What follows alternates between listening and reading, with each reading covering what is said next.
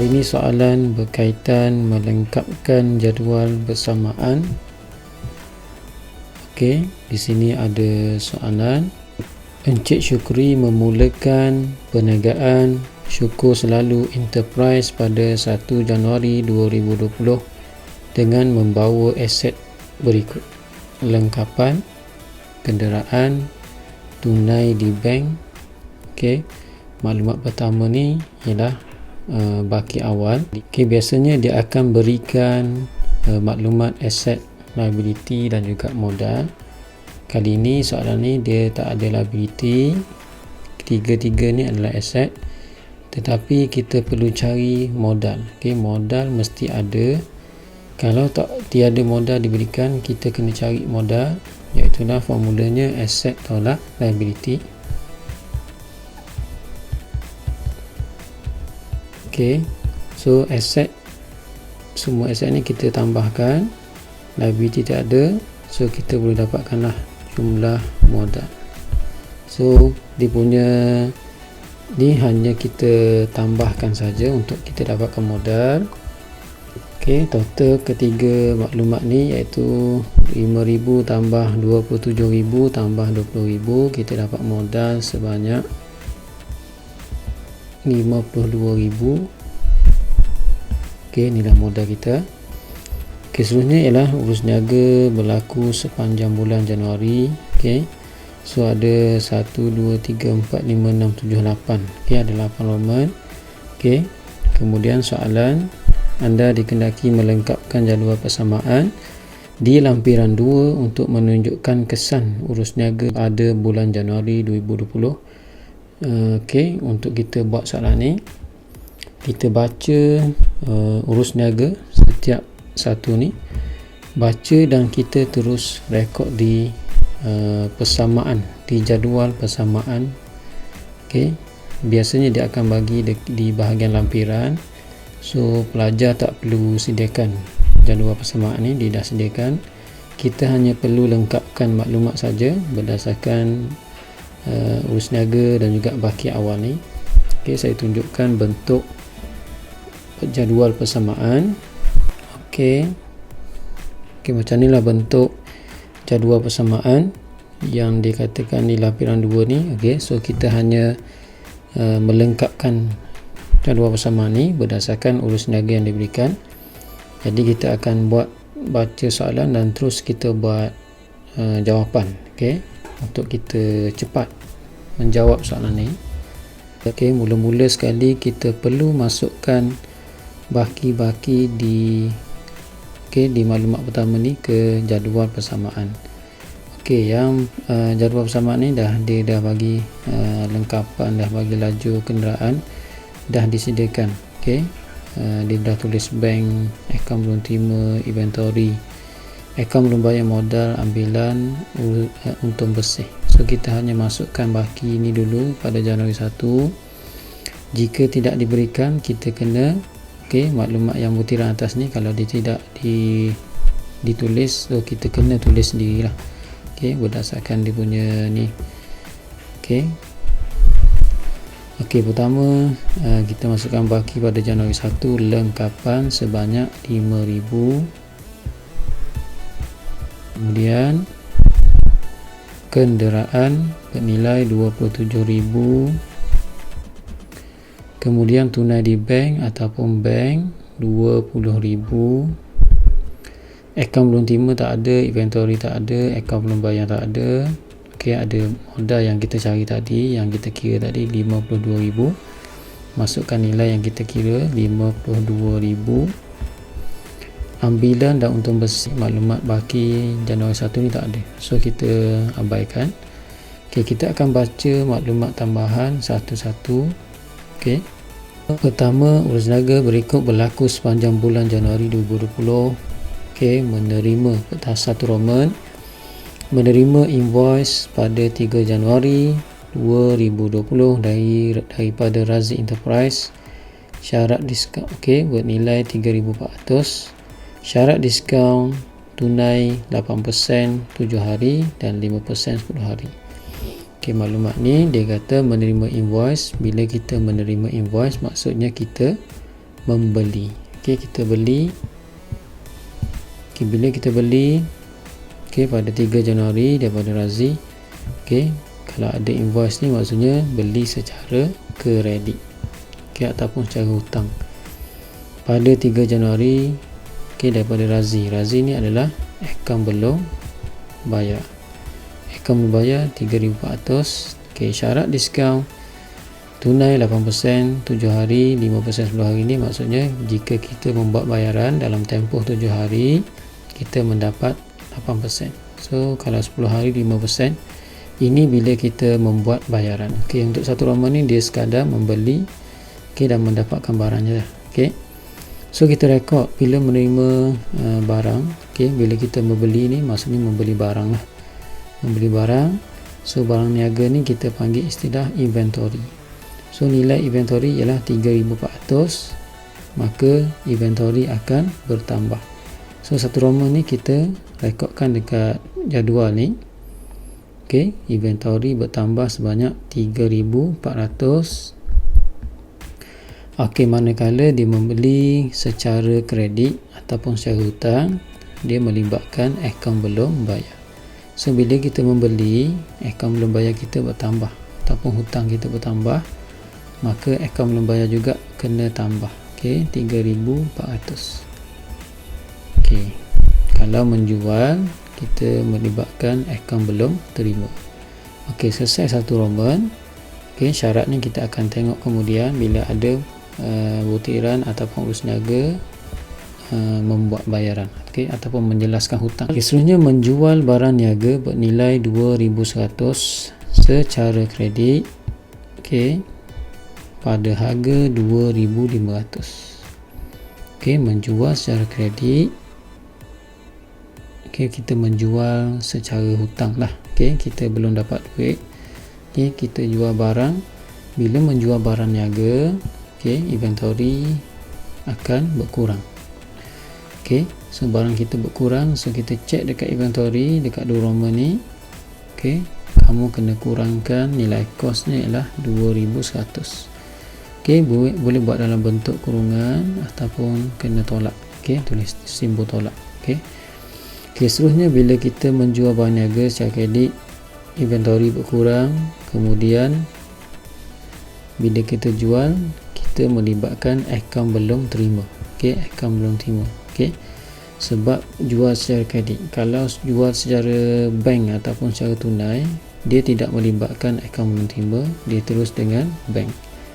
Okey, so kita jual pada harga 2,500.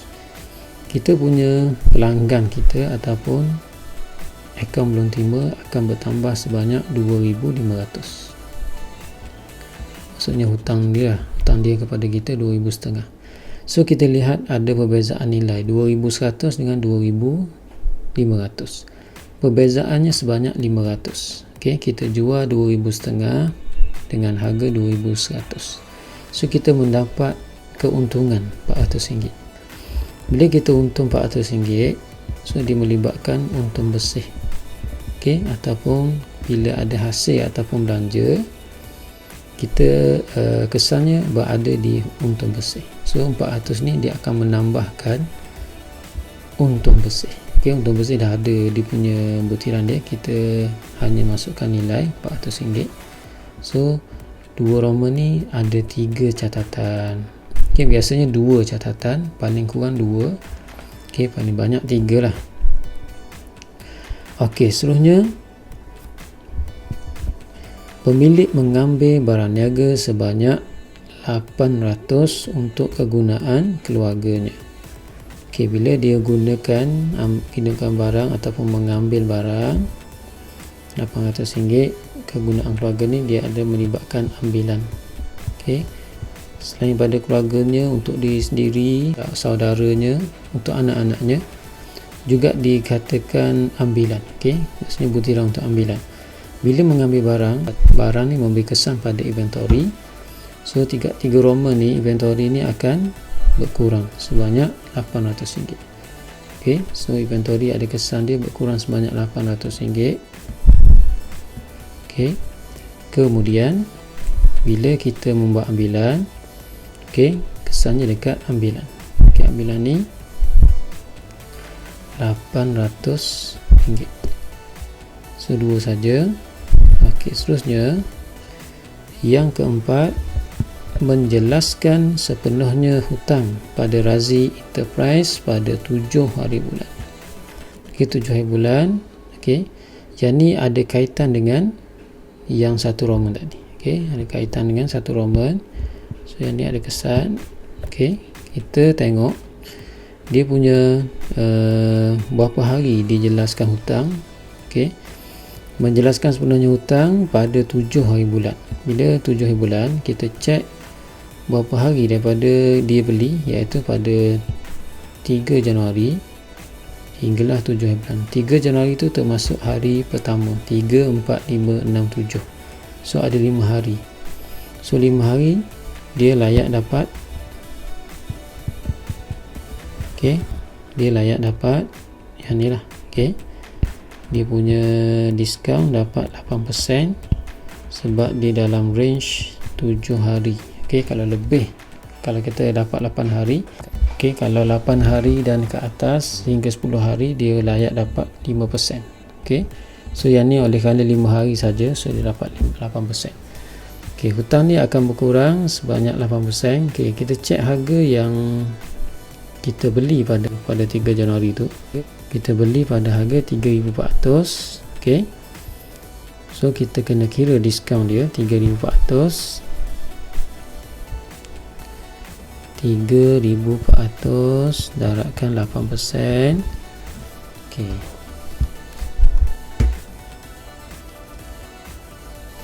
272. Okey, ni dapat diskaun. Kita panggil diskaun diterima. Okey, sebab kita bayar hutang, lepas tu kita dapat diskaun. Okey, 3,400. Okey, 272 lah. Okey, diskaun ni 272. Okey, so kita punya pelarasan dia dekat jadual ni, dekat 4 Roman. Bila kita menjelaskan hutang kepada Razi Enterprise, okey, Razi ni adalah akaun belum bayar. So akaun belum bayar ni akan berkurang sebanyak 3,400 sebab dia menjelaskan sepenuhnya. Okey, so 3,400 dekat akaun belum bayar ni kena kurangkan. Okey, dekat 4 Roman. Okey, so tulis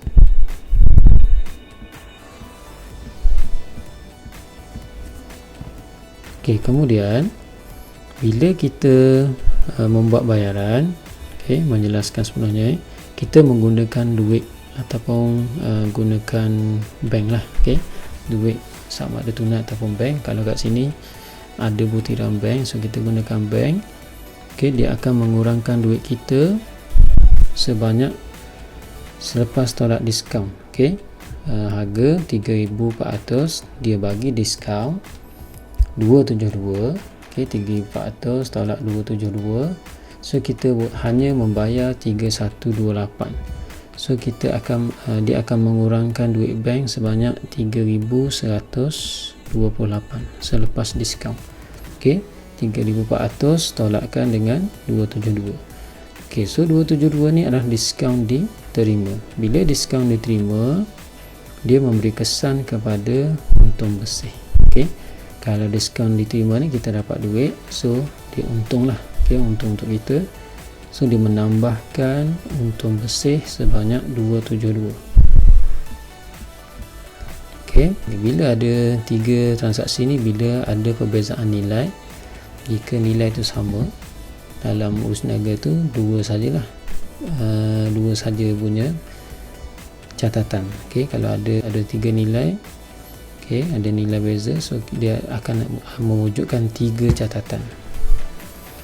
Okey, seterusnya, okey, menerima cek daripada akaun belum terima berjumlah RM2,000.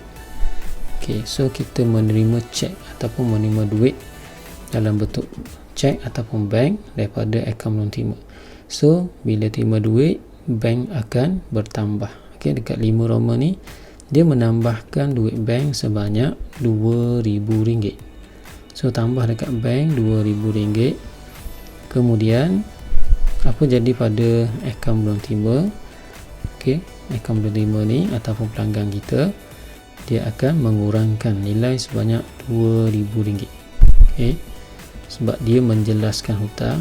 Tadi kita menjelaskan hutang, sekarang ni dia tu maksudnya pelanggan ataupun akaun belum terima. So hutang dia kepada kita berkurang, so kita dapat duit bank sebanyak RM2,000. Okey, seterusnya ialah pemilik. Okey, yang ke-6, pemilik membawa masuk tunai RM3,000 ke dalam perniagaan dan dibankkan. Bila memasukkan duit tunai ke dalam bank, okey, dan dibankkan, okey, dia akan menambahkan duit bank. Okey, duit dia, duit pemilik tu sendiri masuk dalam perniagaan, maka bank akan bertambah sebab dia kata dan dibankkan. Okey, kalau dia masuk tunai saja, perlu ada butiran tunai lah. Okey. Okey, so bank bertambah sebanyak RM3,000. Kemudian bila memasukkan tunai ke dalam perniagaan, okey, dia akan menjadi modal. Okey. So modal ni, okey, dia tak kisah, kadang-kadang dia masukkan duit tunai, kadang masuk duit bank, kadang memasukkan aset, iaitu contoh aset kos masa lah, kenderaan, perabot dan sebagainya. Modal akan bertambah. Okey, so selebihnya aset bertambah. Okey, so dekat modal kita tambahkan lagi sebanyak RM3,000. Okey, okey, so yang seterusnya, yang terakhir iaitu menerima komisen atas jualan sebanyak 1050 dengan cek. Okey, bila kita mendapat komisen, so kita dapat duit. Bila dapat duit, okey, dia kata dalam bentuk cek. So bila cek, bank akan bertambah. Okey, nilainya adalah 1050. Okey, yang ke-7 ni, bank akan bertambah sebanyak 1050. Okey, manakala komisen atas jualan ni adalah hasil. Okey, dia adalah hasil. Okey, bila ada hasil ataupun belanja, dia akan melibatkan untung bersih. Bila hasil, dia menambahkan untung bersih. Bila belanja, dia akan mengurangkan untung bersih. Jadi kat sini, oleh kerana hasil, kita kena tambah dekat untung bersih 1050, okey, dekat untung bersih. Okay, so kita tambahkan laju untung bersih ni, yang hujung ni 1050. Okey, itu saja dia punya butiran. Okey, kita dah melengkapkan. Bila sebut melengkapkan ni, kita dah lengkapkan, kemudian kita kena jumlahkan. So jumlahkan setiap butirannya. Okey, 5 untuk lengkapan. Okey, ada 5,000. Okey, kemudian kenderaan 27,000. Kemudian bank, okey, 20,000. Tolakkan 3128 tambah 2,000 tambah 3,000 tambah 1050 22922 22922. Okey, kemudian akaun belum terima 2,500, tolak 2,000, dapat 500. Okey, inventory 3,400, tolakkan 2,100, tolakkan 800, 500 juga. Okey, kemudian akaun belum bayar 3,400, tolak 3,400, so dapat kosong. Okey, modal 52,000 tambah 3,000, 55,000. Okey, kemudian ambilan 800, untung bersih 400 tambah 272 tambah 1050. Okey, 1722. Okey, bila kita dah selesai menjumlahkan setiap butiran, kemudian kita kena kira berapa nilai imbang ni. Okey, yang di wang kosong ni bawah sekali ni, maksudnya di sini nilai aset. Okey, di bahagian aset ni, semua aset dengan liability dan tambah equity pemilik, dia akan dapat nilai yang sama. Okey, aset kita jumlahkan, kemudian kita bandingkan dengan liability tambah equity, dia akan dapat nilai yang sama. So kita cuba kira 5,000 tambah 27,000 tambah 22,922 tambah 5,000 tambah 5,000 tambah 500 tambah 500, 55 922. Okey, kita kira di bahagian liability dan equity pemilik. Yang ni kita perlu hati-hati bila ada butiran ambilan. Okey, ambilan ni kena tolakkan. Okey, untuk kita nak kira, dia bukan liability tapi dia adalah catatan kontra bagi modal. Maknanya jika ada ambilan dia akan mengurangkan modal. Okey, kalau ada ambilan. Okey, so 55,000. Okey, akaun belum bayar tak ada nilai, biarkan. Tolakkan 800 tambah 1722. So kita dapat nilai yang sama, 55,922. So itulah maksudnya nilai yang sama. Okey, ni yang sama ni. Okey, ni kalau soalan minta jadual persamaan. Katakanlah soalan dia kata sediakan penyata kedudukan kewangan. Okey, biasanya soalan ada minta. Okey, kalau soalan tak minta, tak perlu buat lah. Okey, kalau dia minta, so kita gunakan ledger. So kita masukkan, okey, masukkan nilai di jadual persamaan tadi ke dalam penyata kedudukan kewangan. Okey, mengikut ni lah, aset bukan semasa. Okey, aset semasa, equity pemilik dan juga liability bukan semasa dan juga liability semasa. Okey, kita kena ikut lah dia punya format dia. Okey, yang tu saya tunjukkan saja. Okey, kalau soalan tak minta kita buat, kita tak perlu buat. So kita sebagai panduan lah, jika soalan minta kita boleh buat. Okey, tak ada masalah. Okey, saya tunjukkan.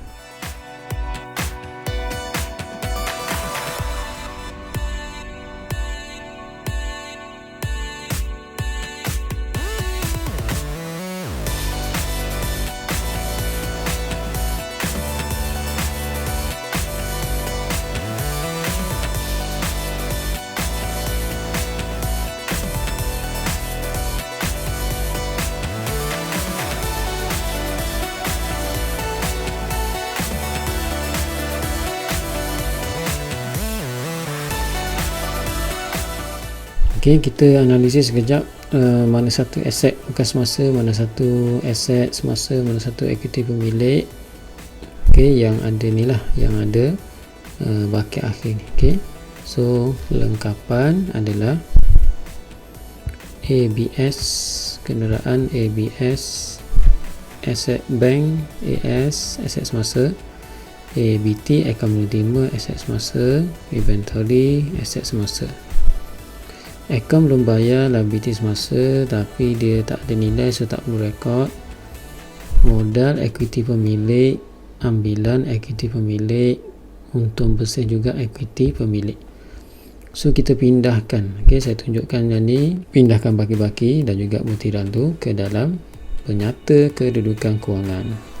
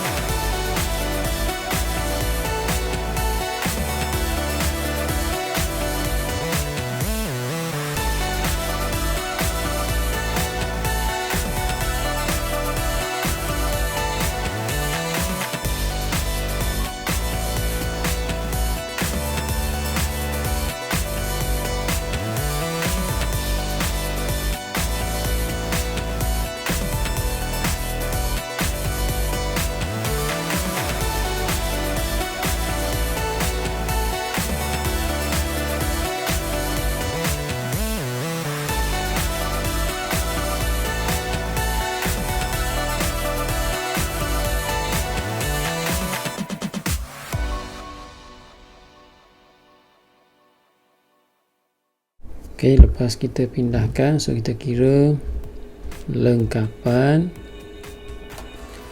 5,000 tambah 27,000, kita dapat 32,000. Okey, jumlah aset semasa bank, tambahkan akaun non-timer, tambahkan inventory 23,922, jumlahkan dengan 32,000 tadi, 55,922. Okey, di bahagian ekuiti pemilik 55,000 tambah 1722, 56,722, kemudian tolakkan dengan 800. Okey, dia tetap juga dapat nilai yang seimbang. Okey, itulah dahkan daripada jadual persamaan ke dalam penyata kedudukan kewangan. Okey.